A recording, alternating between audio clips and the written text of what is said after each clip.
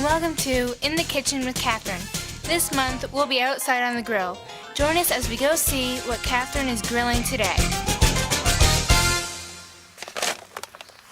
Wait a second. He's not Catherine. Who let him on set? Yeah, I got it.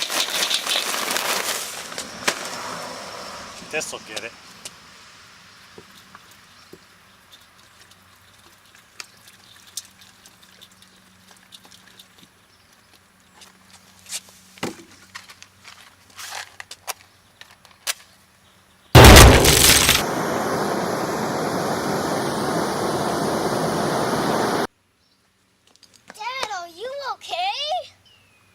What you have just witnessed is the improper way to start a barbecue grill.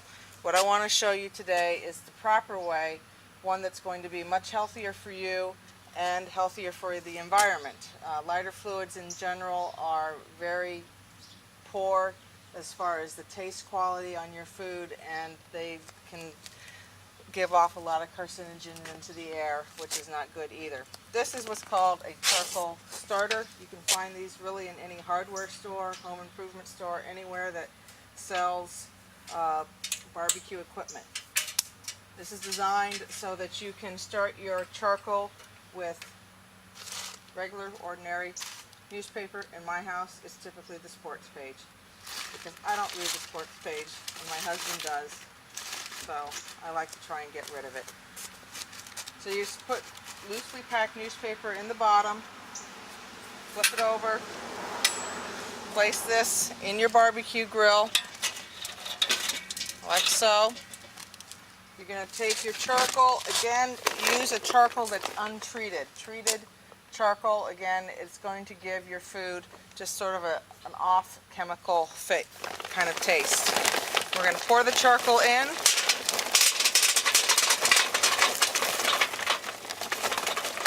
Only about halfway up.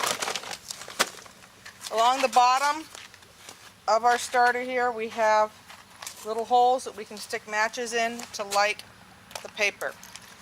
Hopefully you have a match that doesn't break.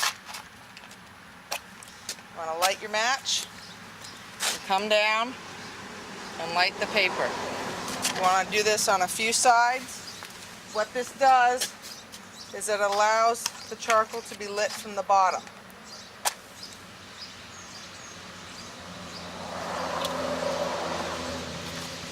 You'll immediately see it start to smoke. At this point, you can just let it be. You're going to look for fire to come up through the charcoal, and when the charcoal is white, you're going to grab it with the handle, with obviously an oven mitt of some sort, and pour the charcoal out.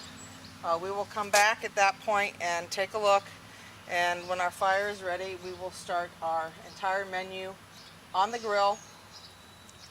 A lot of times people are concerned about, well, I'm grilling chicken outside, but I've got potatoes and I've got vegetable inside cooking on the stove, and they don't know quite how to deal with it. So today what we're going to do is an entire menu, including pizza, right on your barbecue grill. I choose the charcoal because it's the one type of grill most people are unfamiliar with. But as we go along, I will also talk about how to do the same menu on your gas grill. So today's menu is entirely on the grill. We're going to start with a classic Italian pizza called Pizza Margherita. And we're going to start by making a pizza dough. This is a pizza dough that I developed especially for the grill because it makes sturdier dough. It's easier to handle on the grill. What I have here is 1.5 cups of all-purpose flour, although I've only put in 1 cup. And 1 cup of semolina flour. Semolina flour is a durum wheat. It's what's used for making pasta. It's a very hard flour, but it helps give this dough a lot of good structure. You can find semolina in most grocery stores now, and you can find it also in Middle Eastern markets. So what I have here, again, is 1 cup of semolina flour, 1 cup of all-purpose flour, although I will be adding more flour as we go. I also have a teaspoon of salt that I'm going to put in. You want to make sure you add your salt to your flour mixture and not directly to your yeast mixture, because salt will kill yeast with direct contact. We're just going to mix this up real good.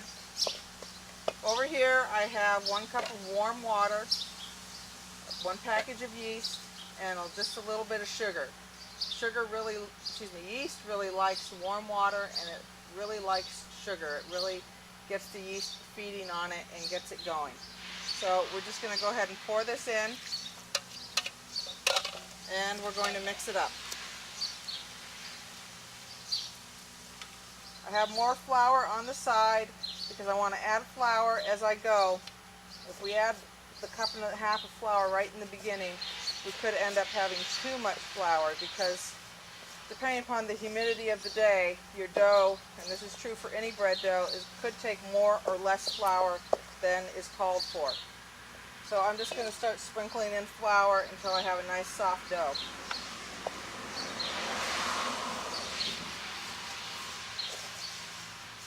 And once the dough comes together, which will happen fairly quickly, I'm just going to go ahead and set it to the side here, sprinkle some more flour on my board, and just turn it out.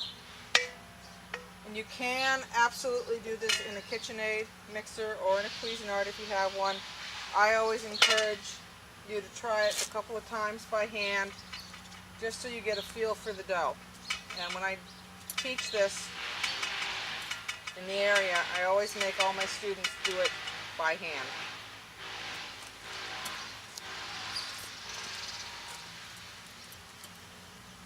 As it sticks, just add a little more flour. You don't want to have a really dry, crumbly dough. You want it to be nice and soft. But you want it coated with just enough flour to keep it from sticking. Alright, after you've kneaded in enough flour, you end up with a very soft dough, one that you can sort of press down and it'll bounce back a little bit at you. And we're just going to then set this aside on a lightly floured surface.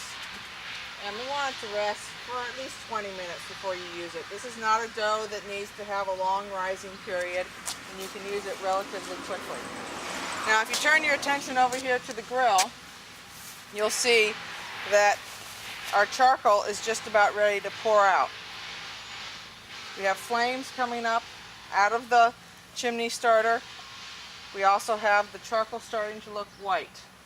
Now the other mistake that people make when they go to start their grill is that they pour charcoal all over the grill.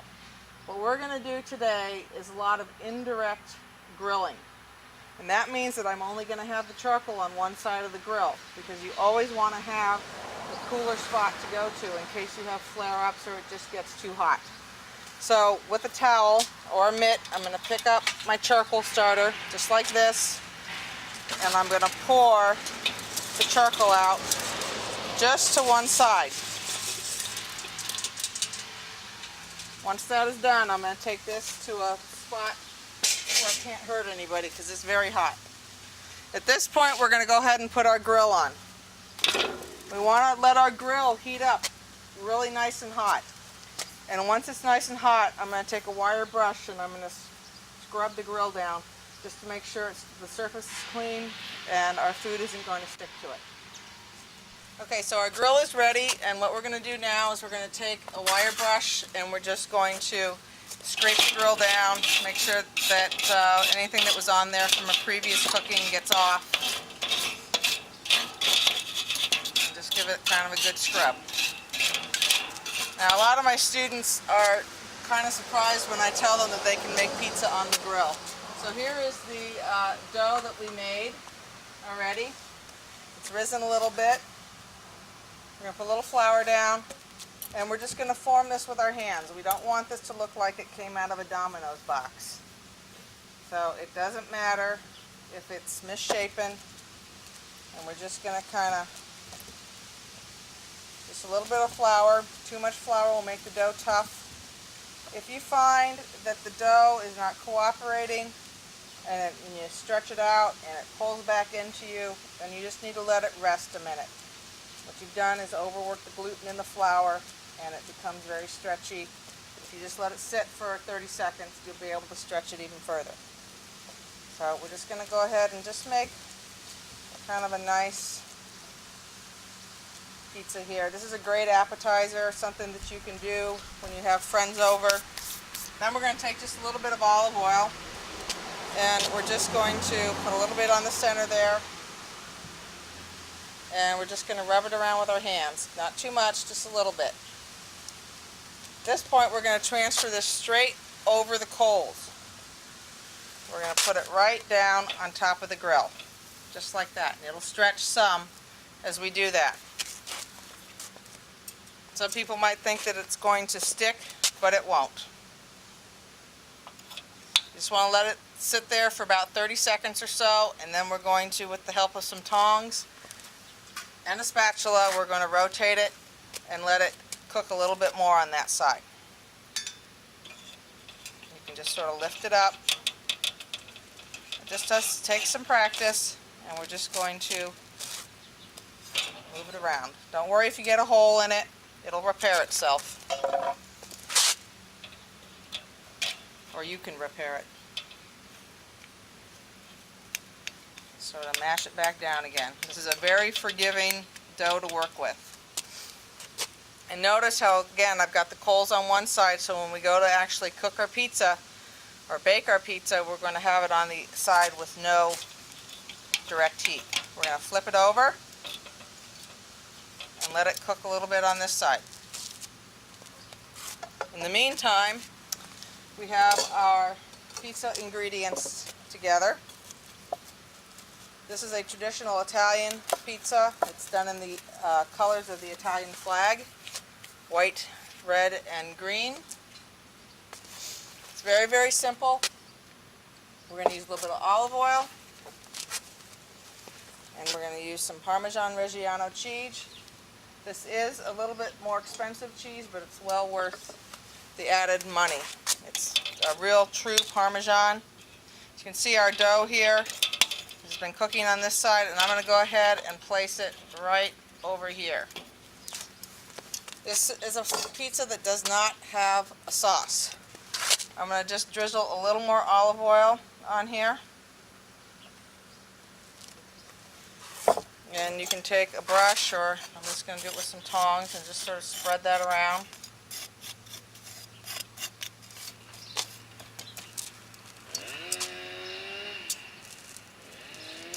And we're going to start by adding some Parmesan.